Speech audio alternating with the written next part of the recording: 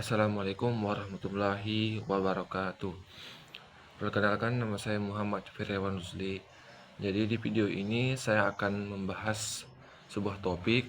Terlebih dahulu saya disuruh memilih 3 topik yang akan saya bahas di video kali ini. Topik yang pertama yaitu pendidikan, topik kedua media sosial, dan ketiga itu pengalaman pribadi.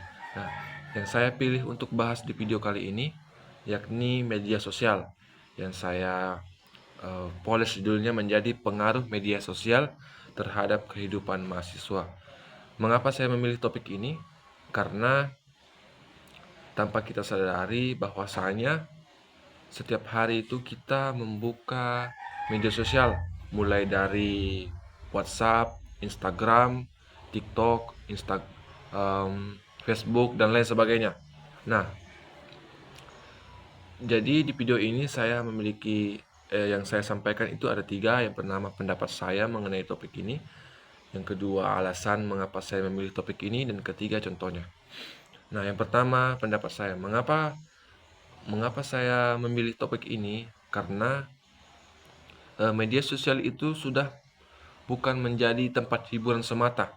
Tidak seperti sebelumnya yang dimana media sosial itu menjadi tempat hiburan. Tetapi media sosial saat ini itu sudah menjadi memiliki peran yang penting bagi kehidupan seorang mahasiswa. Mengapa? Karena media sosial itu menjadi tempat mencari informasi dan juga membangun relasi. Di mana di media sosial itu kita tempat kita mencari sebuah informasi dan juga kita bisa mendapatkan teman, begitu. Namun, media sosial juga ini memiliki pengaruh negatif. Mengapa? Karena itu bisa membuat kita itu menunda tugas dan juga membuang waktu seperti scrolling dan scoring lah, seperti itu.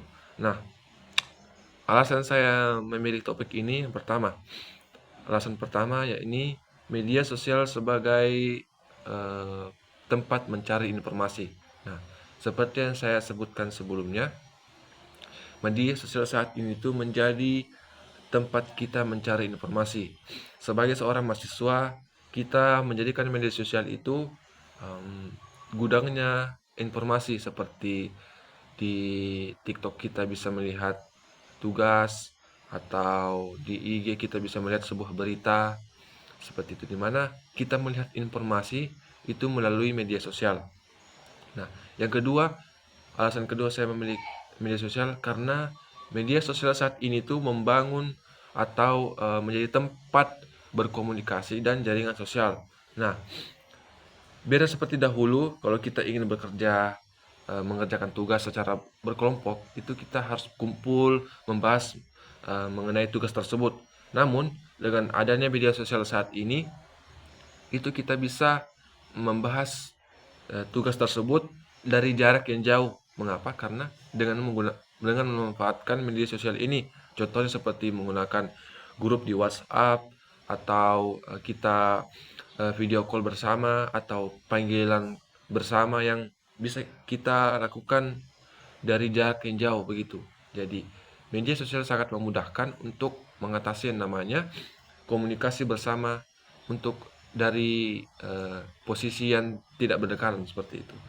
Jadi kita bisa mengerjakan sebuah tugas meskipun kita tidak bersama di tempat yang sama, gitu. Alasan yang ketiga saya memilih topik ini, mengapa?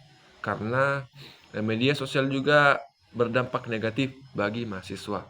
Nah, apa sih dampak negatif dari media sosial ini? Jadi, media sosial ini juga berdampak negatif terhadap mahasiswa karena media sosial itu menjadi tempat mahasiswa itu terdistraksi. Nah, jadi dengan adanya media sosial, mahasiswa itu sering yang namanya menunda-nunda tugas. Mengapa? Karena dia asik-asik scroll.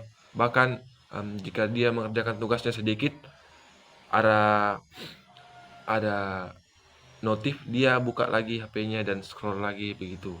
Bahkan membuka media sosial 2 jam itu lebih sebentar dirasa daripada mengerjakan tugas selama 20 menit. Nah, jadi itu merupakan dampak negatif yang harus bisa kita atasi mengenai media sosial ini.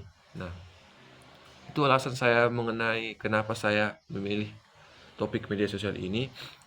Jadi kesimpulannya dari alasan saya, media sosial ini itu sebenarnya bukan musuh kita, tapi bagaimana kita dapat untuk memanfaatkan uh, media sosial ini. Jadi seperti itu.